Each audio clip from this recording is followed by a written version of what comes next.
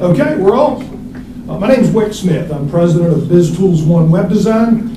Here in Fayetteville, we've been in business for 14 years. I want to talk to you just a little bit about what we do, about some things that I have learned in the last 14 years, actually the last 34 years in the sales business, and some challenges that we face, and then of course we'll do the Q&A and be happy to answer any questions that I can. First of all, are we still plugged in here?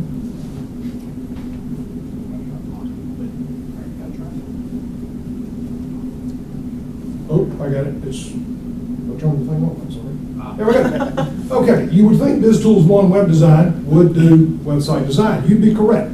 We build state-of-the-art websites.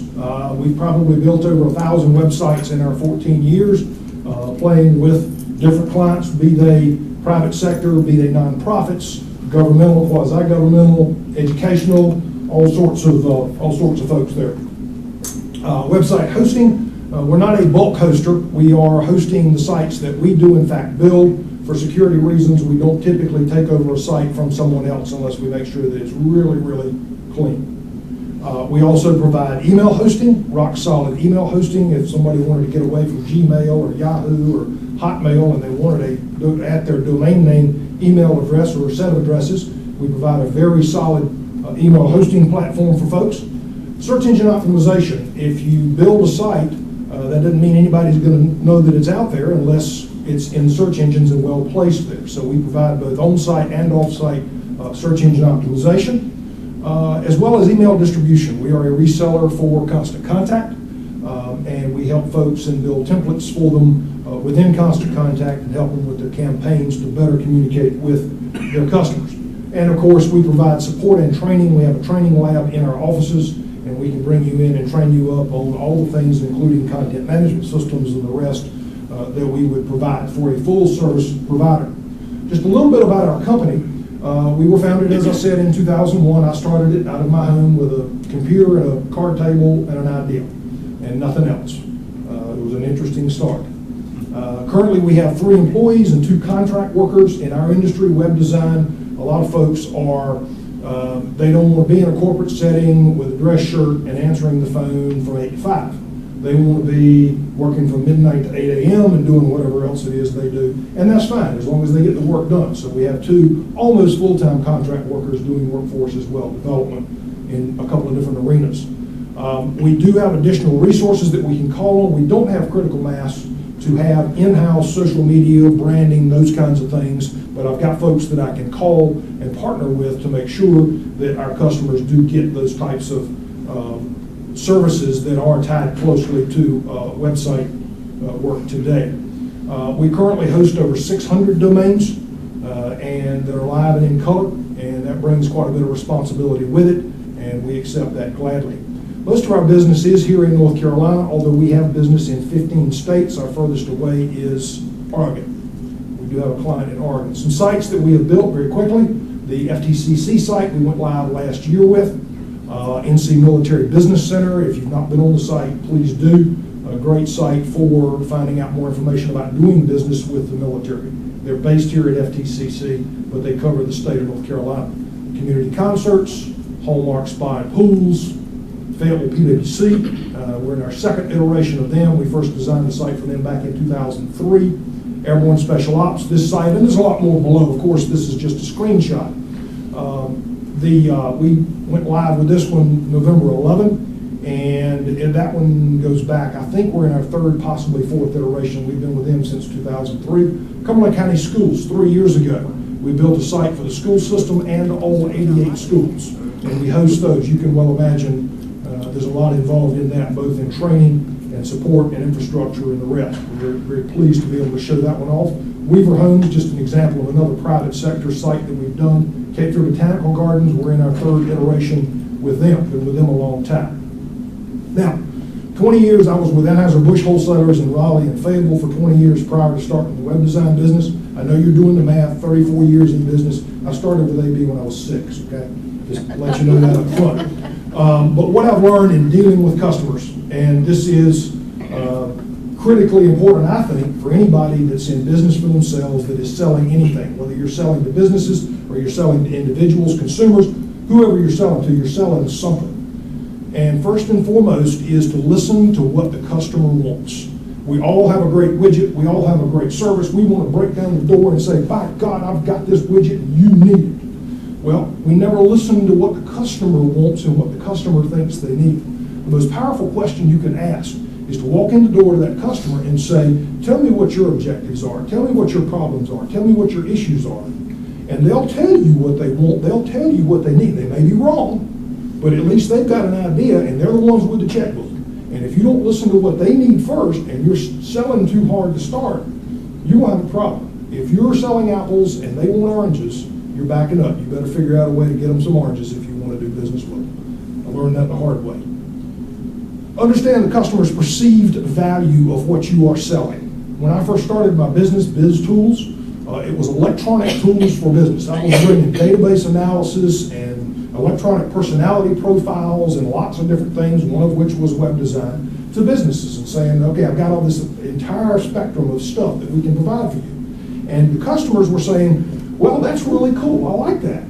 But they weren't willing to write a check for it. They didn't see the value in what I was selling in some of those cases. But they said, golly, that web design thing over there, I need to get on board with that. That's a common thing. And this is 2003, 4, 5, of course. And it was still fairly new to businesses. And so they jumped on board. There was a perceived value there. They were willing to stroke a check for it. So we shifted gears and channeled down to web design, and we've never looked back. But understand what their perceived value is. I'll tell you a story. Any realtors in here? Years ago, the local magazines that would distribute, and they're not around much anymore, but the local magazines would distribute, and they would tell a realtor, well, we'll give you a free website if you pay for ads in this thing. So what was their perceived value of the website? Zero. They weren't willing to write a check because somebody was going to give it to them. Okay? You need to understand that about the customer. What are they willing to pay for? Customer service is king. Customer service is king. I'll tell you a story. It happened to me yesterday. I got an email from a group. I wanted to buy something from that individual that sent me the email. They had a phone number down there. I called that number in the email, and I got this message. I'm sorry, but this phone number is no longer in service. They had fat-fingered the phone number in their email that was marketing what they were doing. Okay? So I Googled the organization, and I found the main phone number, and I called them. And I got a machine. I got the recording. You know, if you want English, speak one, press one, all that sort of thing. I never want to go through those. I hit 0 so I could get an operator. A nice lady came on the line, and I said, I'd like to speak to X. And she said, sure.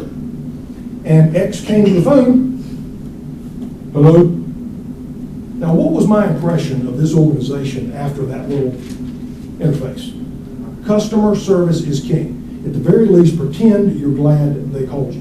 You pretend you're glad that they came to see you. That customer service will follow up, do what you said you were going to do, follow up, kill them with service, and I promise you, not only will they stay with you, but they're going to tell all their rowdy friends, and those folks are also going to pick up the phone and call you. And if you give bad service, they'll tell all their rowdy friends that too, and nobody will ever call. And those customers will slowly slip away, and you will never know why. You'll never know why. Okay? Nothing beats, and there's correlation to this, nothing beats word of mouth marketing. If you are buying a bottle of ketchup, who cares? Heinz, Hunt's, it's a commodity. You buy whatever you buy. If you're buying something that you don't really understand, whether it's a veterinarian or a doctor or an attorney or financial services or web design or anything that's remotely complicated and you don't want to get hoodooed, you don't know who to deal with, you're going to talk to somebody at a cocktail party, at church, at soccer practice for your kids. Now, who did you use for this service? Who was good to be able to use? And they're going to tell you one way or the other. I use these folks and they suck. Or I use these guys and they were great. Okay? That's where if you're in the sales and marketing realm anywhere, that's your strongest form of marketing is word of mouth. Period. End of statement. I don't care what you're selling. Okay? Challenges. What are our challenges in the web design business? First of all, keeping up with technology. Anybody here think technology is not changing? Of course not. It's changing all the time. We have to do a lot of reading. We have to do a lot of studying. We've done a lot of experimentation with a lot of different systems out there. I don't want to be on the bleeding edge, but we need to be on the cutting edge because that's what our customers expect and our potential customers. The other problem we have and the challenge that we have is with the do-it-yourself, cheapo, bait and switch type sites, bless their hearts. Wix.com, web.com, GoDaddy website tonight. I learned one the other day, Nation Builder, where they want to get you in for $19.99 a month or a free website or whatever it is, and you get in there and work and dink and dunk, and you just can't get it to do what you want it to do, so you call them up and then pay them for a custom design, and then you might as well have called us or some other developer that would build you a custom site from scratch to start with. That's one of the challenges that we have, is convincing customers that they're going to spend more time and more hassles with those than anywhere else. And the other is, and the most important, and I can talk for an hour about this, is cybersecurity. Anybody heard about the Sony hack?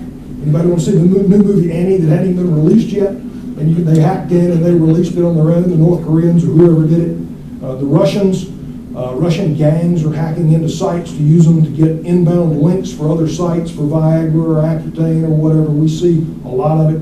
We've had a 4-fold increase in our cost in hosting in the last year. A 4-fold increase in hosting cost in the last year, because we've had to ramp up our cybersecurity so significantly to make sure that a site we might build you remains that way and doesn't get abused by anybody. And that is a huge threat to everybody in the industry. Anybody that's in this business and says they've never been hacked, they're not paying attention or they're lying to you, one of the two. Bless their hearts. Okay, huge issue for us. And at some point, Cindy's going to step up here and she's going to say, what can the community do for you? I'm going to go ahead and answer that question. Spread the word. Tell all your rowdy friends. If you're looking for state-of-the-art web design, if you're also looking for customer support and people that are going to be with you long term, there's a lot of kids working out of their garage, they build you a site for $400. Okay? And it may end up being a great site, but when they graduate from high school, or when they PCS to Afghanistan, or when they get tired of the business, or when I had one lady tell me that their web developer was in custody in China. And I said, I bet you can't update your website now, can you?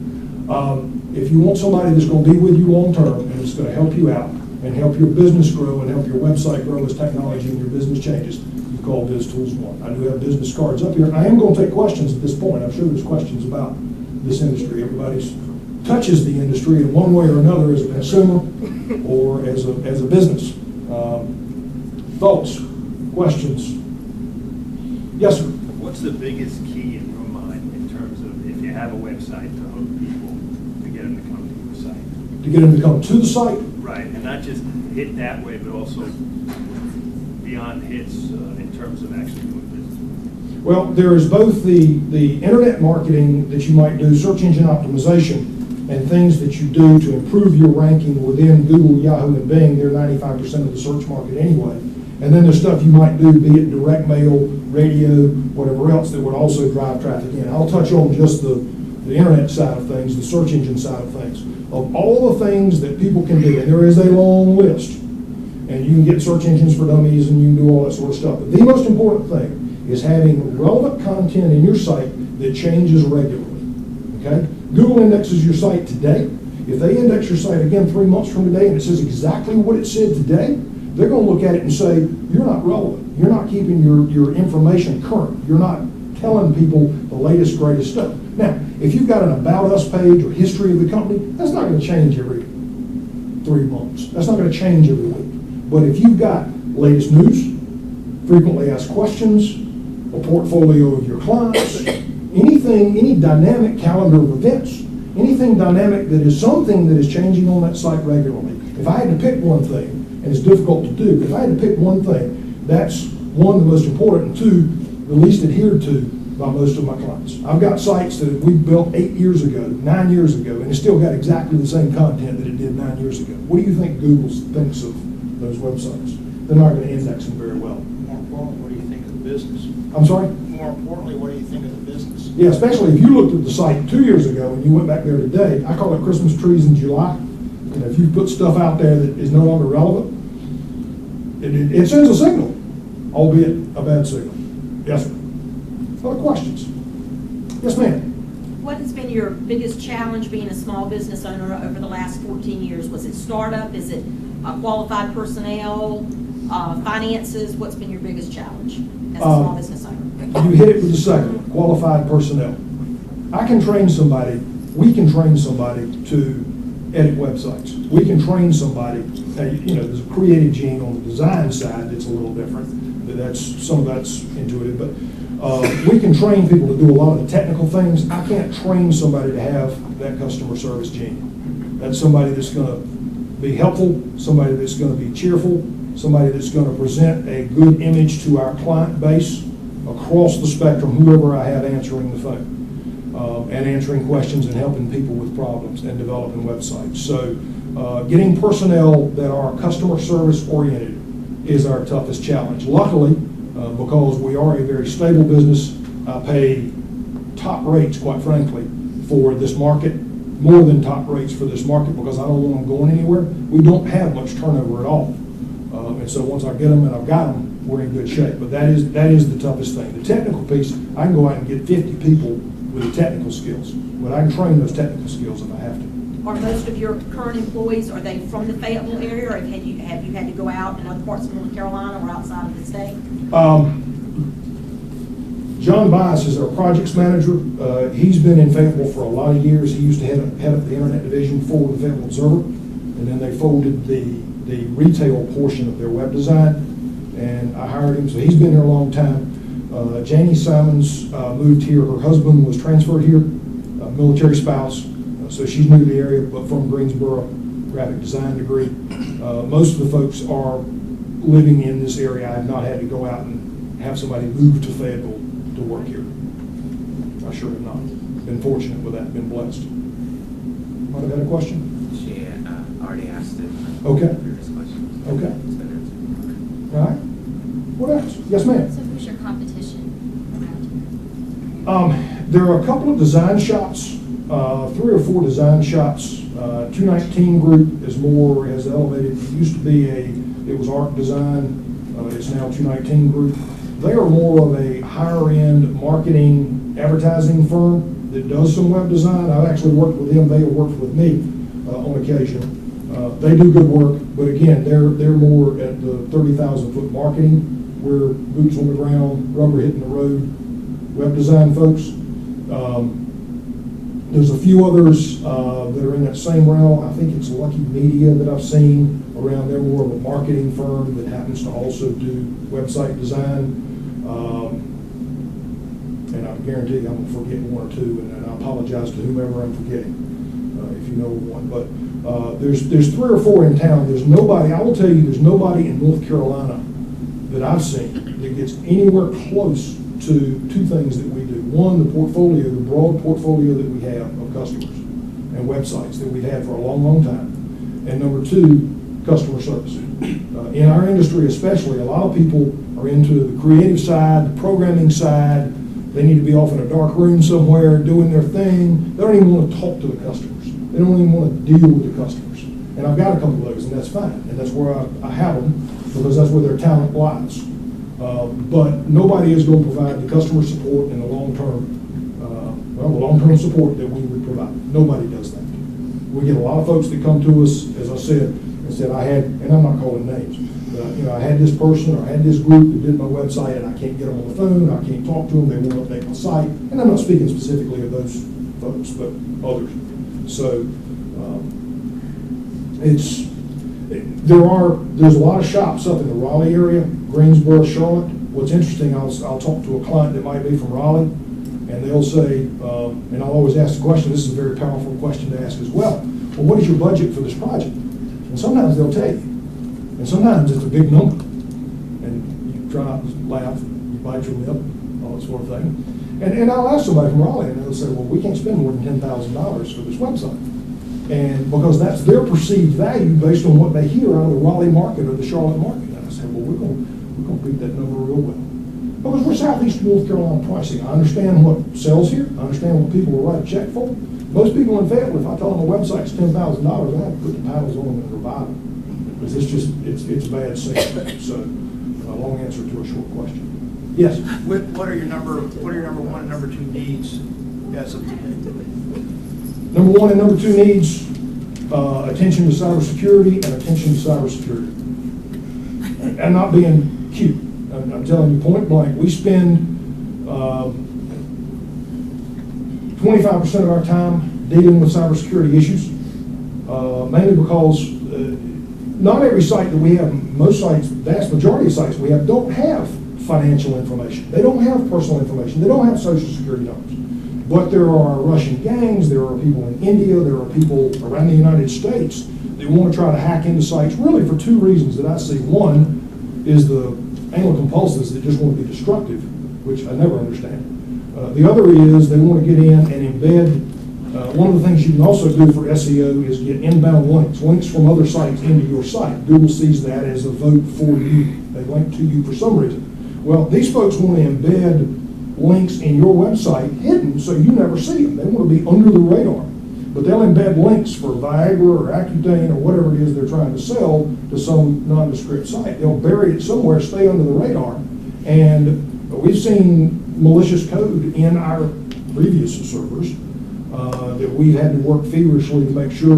We use WordPress as a platform for the vast majority of sites that we build, and it is very vulnerable if you don't keep it up to date. If you don't keep the WordPress platform up to date, if you don't keep the plugins up to date, and I mean up to date today.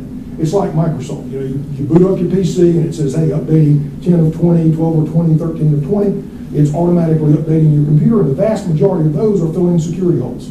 Well, we have to be doing the same thing with every site that we have. And when we got 600 of them, now it's like 200 of them that are WordPress. But all of them, we need to make sure that we're updating on a regular basis. That's our biggest challenge. And Cindy's standing up. Yes, sir. How do you handle educating your customer base on the need for cybersecurity and, of course, the cost for that security? That's an outstanding question. Luckily, the media is helping us immensely when they hear about Target and Home Depot and Sony and all of that. And that's the tip of the iceberg. While those are the most high-profile national cases, there's all these other cases down there day in and day out. And we collect newspaper articles, and we help them to understand, and hopefully we will help them to understand that there is some investment required on our part, and hopefully on their part to help us with that, to ensure that their site remains the way it needs to stay. Yes, sir? And just to back up, a statistic I heard, I wonder if it was true, is that 97% of all the sites get hacked. That's I heard a talk in Denver from a lady that used to be the chief information officer in the White House under the Bush administration. And I actually hired her to look at our situation last year. There's a firm out of Charlotte now. And she said it's not a matter of if you get hacked, it's when you get hacked. FTCC site, I'd be willing to bet at some point. Now, we don't host it, they host their own. I'd be willing to bet it's been hacked at some point. Virtually every site at some point, malicious code at some level, yes. You do the NCNBC site. Yes, sir. We were hacked. Yes. What, two months or so ago, Corey called you and said. It wasn't a very destructive hack, but it was in there. There was some malicious code in there that we had to clean up. And with that one's got a lot of moving parts and pieces. We've not been able to move it yet over to the more secure hosting that we use. We use Firehost. If you went to firehost.com, you can't buy from them an individual website hosting environment. It's full blocks of hosting that start at about $1,000 a month. But we've not been able to move that site over yet. That's where we're moving all the sites that we have. Everything I've read or seen, it's not a question of if, what's exactly right. It's when. It's going to happen. If you're out there on the web, and what's interesting, we get a lot of organizations that say, and I'm not picking on FTCC, but they'll say, well, we're going to host our own site because it'll be more secure that way. Well, they're not experts at it. They don't do that every day. And so they're actually not FTCC, but they generally are more vulnerable than somebody that works on it 24/7, 365 and pays attention to it. It's interesting, but that's a difficult message to get across to those folks. Thank you, Rick, for very Okay.